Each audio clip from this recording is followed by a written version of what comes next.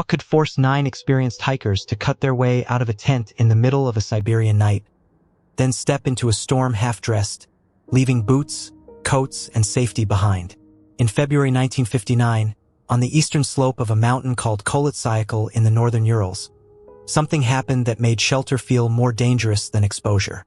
When searchers finally reached the campsite, they found a tent slashed from within, belongings neatly abandoned, and tracks leading away into open snow. Nothing about the scene suggested ordinary confusion. Nothing about it suggested a simple accident. The mountain was silent, the sky immense, the temperature brutal, and every clue seemed to point in 2 directions at once. Had the group fled from a real physical threat, or from a perceived one born in darkness, wind, and terror? Had they been trying to escape impact, suffocation, noise, or only the conviction that something worse was seconds away? For decades, the Dyatlov Pass Incident has lived in that narrow space between evidence and imagination. This power does not come from spectacle. It comes from the fact that the victims were competent, disciplined, and accustomed to hardship, yet still crossed some invisible threshold where rational action dissolved into fatal urgency. Before the bodies were found, before theories multiplied, before officials reached for vague language to close the file, there was only a frozen slope and one central fact. On a remote Soviet mountain, something persuaded 9 people that remaining inside their tent meant death. And once they stepped out into that white darkness, the night began to take them one by one. They knew the routines of winter travel: how to ration energy, manage wet clothing, read terrain, and continue when comfort had long disappeared. They were not amateurs wandering carelessly into danger. They were students and graduates of the Ural Polytechnical Institute, trained in winter trekking, skiing, navigation, and endurance, young enough to be energetic yet experienced enough to understand risk. Igor Dyatlov, 23 years old, a radio engineering student, led the expedition with the seriousness expected of a man responsible not only for route planning, but for the lives of others. Around him were friends and fellow hikers: Zinaida Kalmogorova, Rustam Slobodin, Ludmila Dubinina, Yuri Doroshenko, Georgy Krivonashenko, Alexander Kolevatov, Nikolai Thibault-Brignoles, and the older Semyon Zolotaryov, who at 38 brought a different generation's weight and authority.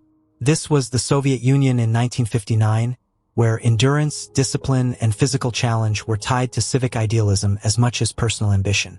A Grade 3 winter expedition was not recreational tourism. It was the greatest difficulty level then available, requiring skill, organization, and the ability to cross hundreds of kilometers under punishing conditions. Several members had already completed demanding ski tours, and they expected this journey to qualify them for the top certification on their return. They prepared as serious hikers prepare: route books, supplies, skis, diaries, cameras, and confidence in one another. In later years, the mystery would make them seem like symbols, but at the beginning, they were something more grounded and more tragic. Intelligent young people entering a hard landscape with method, purpose, and the belief that careful planning could hold chaos at bay. The farther north they moved, the more formal planning gave way to exposure, distance, and weather. The expedition began not in myth, but in paperwork. On January 23, 1959, the group received its route book in Sverdlovsk, today Ekaterinburg, after the local route commission approved the journey. Their objective was Mount Otorten, far to the north, on a route considered difficult even by Soviet standards and especially severe in winter. From the city, they traveled by train to Ivdel, a northern town that served as a threshold between settlement and wilderness. From there, they moved onward by truck to Vizhai, the last inhabited outpost before the interior opened into forest, river valleys, and exposed mountain terrain.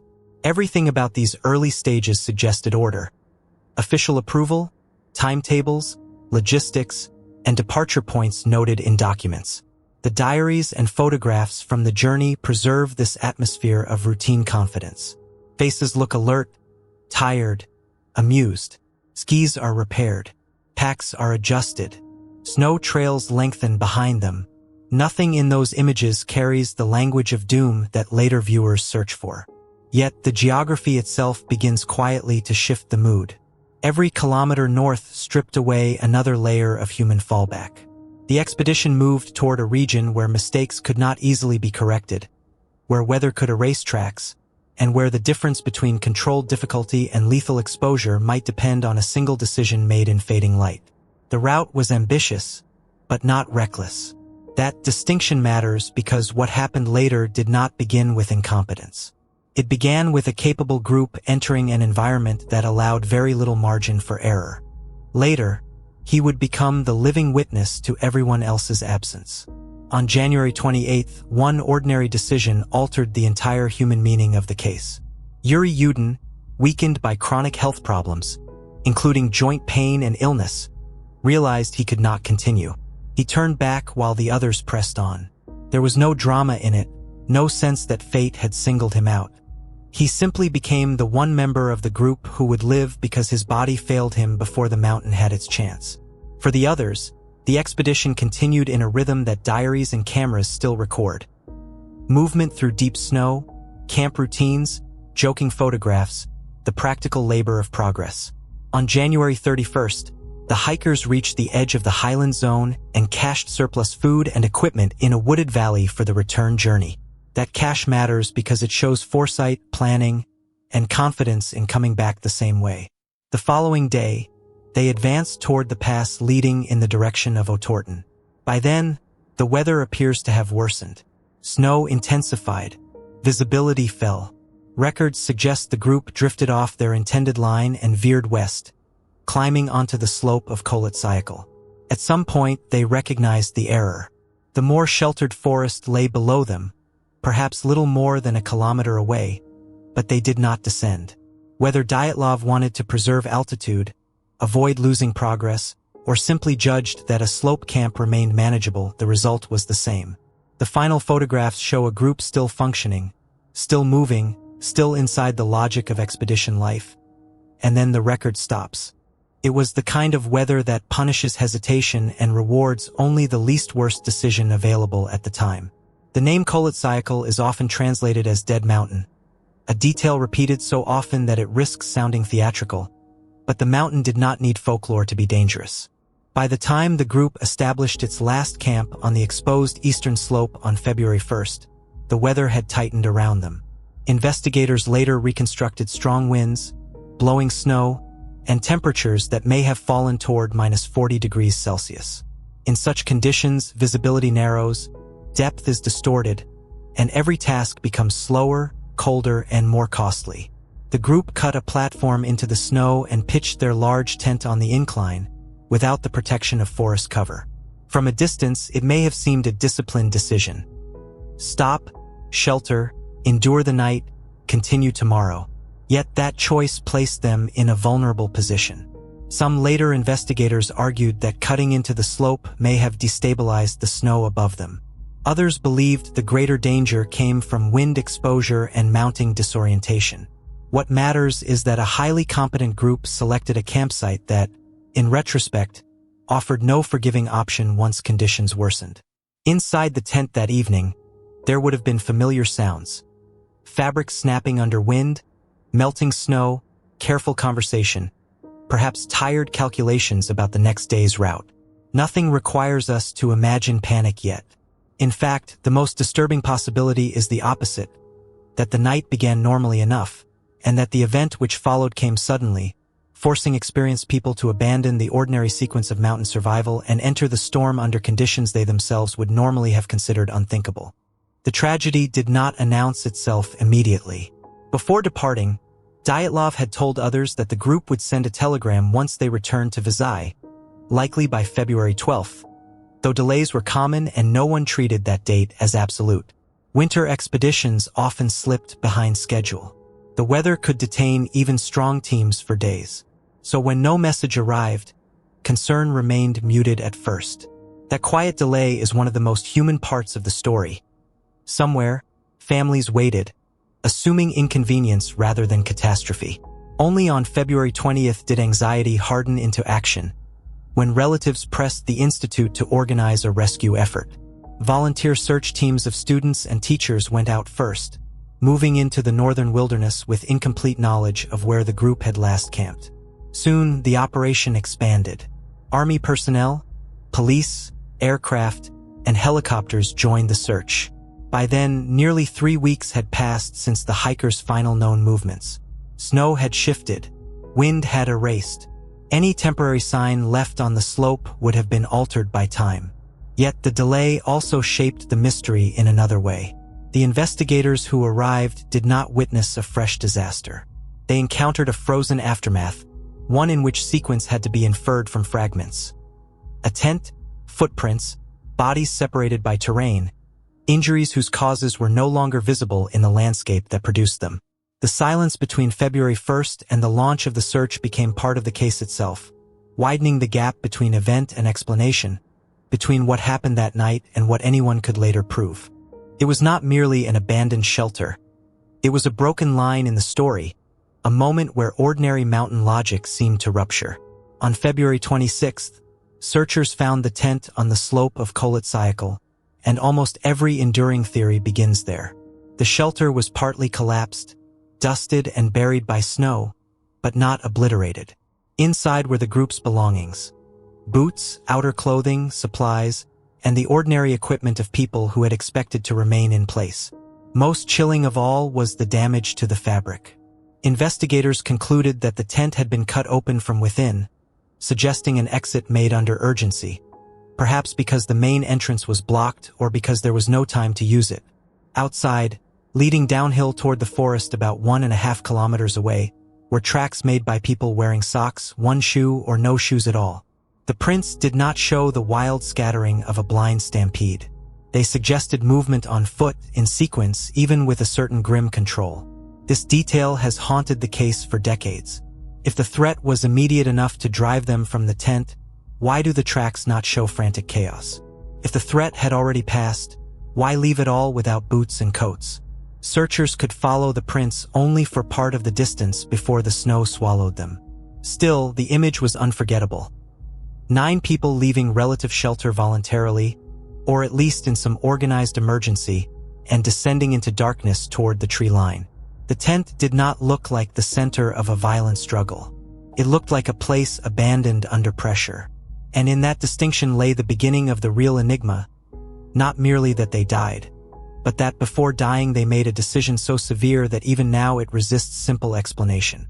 At the edge of the forest, beneath a large Siberian cedar, the searchers found the first 2 bodies, Georgy Krivonyshenko and Yuri Doroshenko. They were shoeless, inadequately clothed, and near the remains of a small fire. The branches above them were broken high up the trunk, as if one of them had climbed the tree, perhaps to look back toward the tent or search the slope for movement, light, or a route home. The fire suggested intention. These were not people who had simply collapsed where they first arrived. They had reached the woods, recognized the need for shelter, and tried to survive. Between that cedar and the abandoned camp higher on the slope, searchers found 3 more bodies over time: Igor Dyatlov, Zinaida Kalmogorova, and Rustam Slobodin. Their positions suggested movement uphill, back toward the tent. That detail may be the most revealing behavioral clue in the entire case. At some point, at least part of the group appears to have concluded that the danger which drove them out was either over or survivable, and that the tent still held their best chance. Yet the climb back through deep snow, darkness, and lethal wind became impossible. They fell one by one on the open slope, not far enough from the forest to be safe, not close enough to the tent to reclaim what they had left behind. This emerging pattern does not suggest irrationality so much as fragmentation. The group likely split according to condition, clothing, and immediate judgment. Some making fire, some trying to return, some continuing deeper into the trees. They were still making decisions.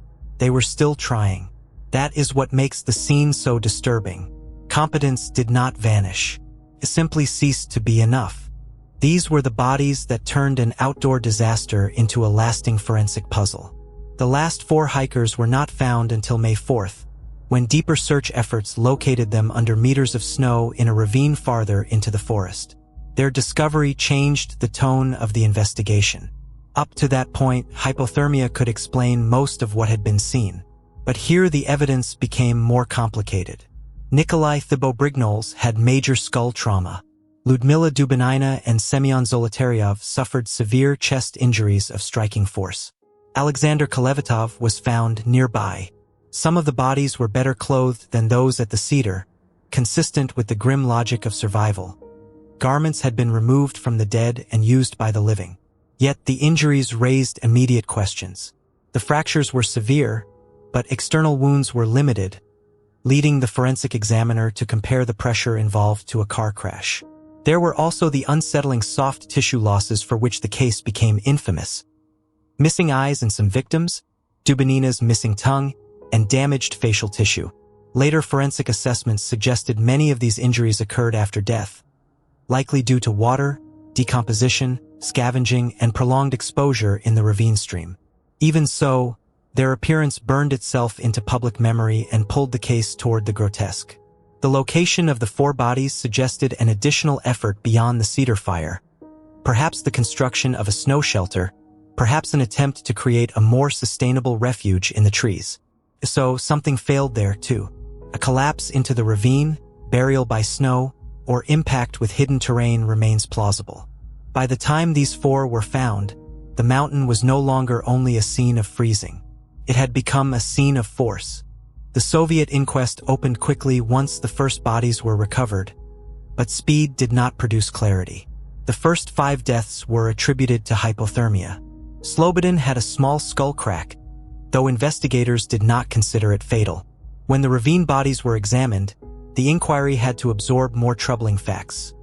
Severe chest compression, major cranial damage, and internal trauma without the pattern expected from an ordinary fight.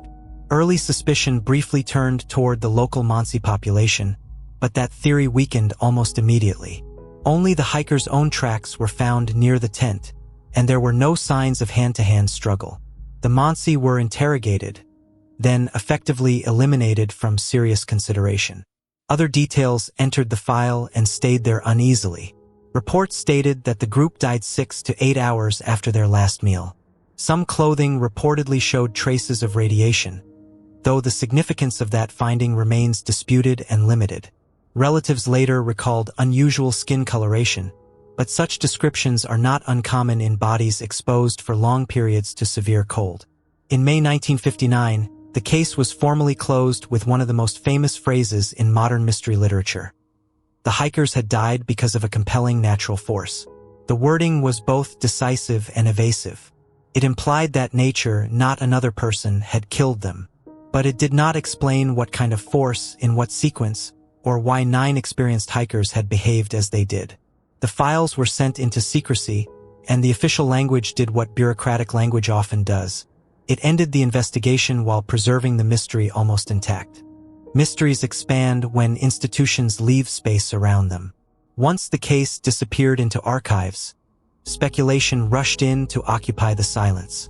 In later decades, as documents surfaced and memories were published, the Dyatlov Pass incident evolved from a difficult mountain tragedy into a machine for competing explanations.